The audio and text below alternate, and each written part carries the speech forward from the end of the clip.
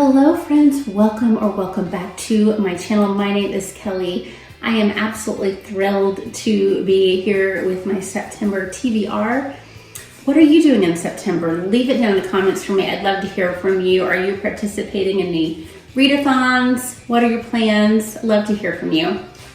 Anyway, the first book I'm going to talk about is All of Faith by Charles Spurgeon, and it's not All of Faith, it's All of Grace. That's the name of this book. Wrong attribute. Back to regular Spurgeon programming. I get to Betty read this via from Novel Idea. I'm going to go through it slowly, reading a chapter a day. I'm very excited. So Charles Spurgeon is so amazing at just clearly, succinctly, beautifully just expounding on theology. And he is so readable. I know that his writings are very classic, and yet they're so readable for today, just so readable. So I always recommend, if you have not read Spurgeon, please check him out. I think that you will find him so encouraging, so convicting. Just God gave him a gift. So we're going to be doing that. And then for my in-person book club, we will be reading The Last Green Valley. Now I have started this. This is by Mark Sullivan, and we're talking about a family that they are from Ukraine during World War II times, and they are immigrating with the help of the Nazis from Ukraine through Germany, and they're gonna keep moving west. The Russians are coming in one way, the Germans the other. They've had trouble in Ukraine, of course, we know historically with Russia, and so they are going to be leaving Ukraine with the protection of the Nazis, and they have to make nice with the Nazis, even though they don't believe the Nazis' beliefs. This is based on a real family and a real story. I will admit that there are some parts that have really stressed me out because it's written true to life. And I may not have chosen to read this at this particular time if I had not agreed to bring snacks to book club in September. I gotta read it. I gotta get through it. It's not bad. It's just stressing me out right now, to be honest with you. All right, and I would really love to read a short this month, even though I am not really fully participating in Shorty September. I am going to read The Dream of a Ridiculous Man by Dostoevsky. I just literally sent her a message asking Courtney Reeves if she wants to read it with me, because she's always been my go-to Dostoevsky person. So she may or may not be able to join me, but this is about a man who sadly is considering killing himself, but then he has an encounter with a girl and he is unkind to her, and this is haunting him. So it's like kind of prolonging, keeping him from doing the horrendous deed. So Dostoevsky always gets so many good moralistic,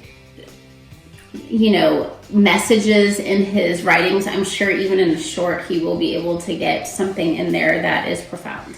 So Kacy from Kacy's Purple Library and I are going to be reading Edge of Dusk, and this is by Colleen Coble. And Colleen Coble is a Christian mystery author. She does a lot of really great just kind of contemporary mysteries. A lot of times there's a little bit of a romance involved. So this is something I could check out on Libby, but it's been on Chrissy's bookshelf for a really long time. And so I'm happy to help her get to another book to read her shelves. So we always enjoy each other's company on these Betty reads. I look forward to it. All right, now, this is a book that is by no means new, and I saw the movie as a child, but I never read the book, and that is Mrs. Frisby and the Rats of Nimnh by Robert C. O'Brien. And this is about a little widow mouse. She has children, and she's taking care of them without her husband. She doesn't really know what happened to her husband. And Wise Owl has recommended that she try to get some help from some local rats to move her house. She has a son who's very ill, and her field is getting ready to be plowed. So she's in a very precarious situation, and there's something different about these mice. So this is a children's classic sci-fi book. I am excited to go through this with my kids. We've started it, but we'll need to finish it in the month of September. Then a couple books that are family reads that I'm reading with my children based on what we are studying. My older two kids we're studying ancient Africa, but they have extensions where they're studying a little bit more modern times of Africa. So we're going to be reading about Sudan, A Long Walk to Water. I haven't read it yet, and I haven't shared it with my kids yet, so it'll be first for all of us. And this is by Linda Sue Park. So we have 1980s Sudan, and I know the book is several years old now, more modern times Sudan. So, and the walk to water is 8 hours a day. Can you imagine? All right, and then another book, this is following the Navajo's journey during the time of the Trail of Tears, and this is Sing Down the Moon by Scott Odell, and we will be studying probably a little bit further back in time than this of Native Americans, but I am looking forward to sharing this book with my kids. In the past, when we've done more historical readings outside of our schoolwork or historical fiction, we have focused on the Cherokee and the Choctaw because we are Cherokee and Choctaw. My children and I are. So that has definitely, been kind of the focus, but I'm really interested to kind of learn the story of the Navajo Indians.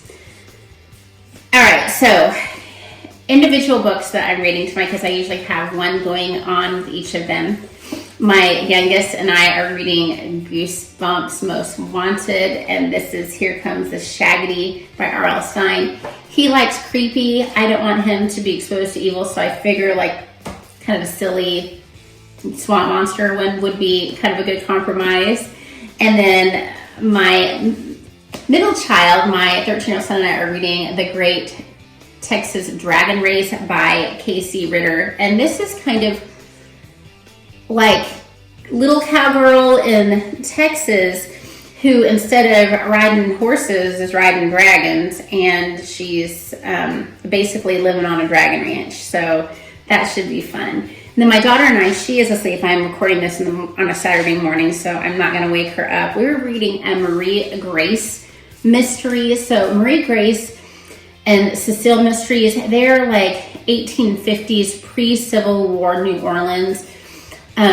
So Marie Grace is a little girl whose father is a busy doctor, and her mother passed away giving birth to her brother. And then Cecile is a free African-American young girl who comes from a wealthy family. And so in this book, Marie Grace's aunt is one of the opera singers at the local opera, and a company is coming in town to do this big opera production, and things start happening, and they start thinking, oh no, there's ghosts in the theater, so it's a mystery. Clearly it's not going to be ghosts. There's going to be an explanation. So the mystery is what is causing all these things to happen in the theater. So that is what we have planned for the month of September. Please let me know how you're doing, what's going on in your life, what are you reading, and read a lot. Bye-bye.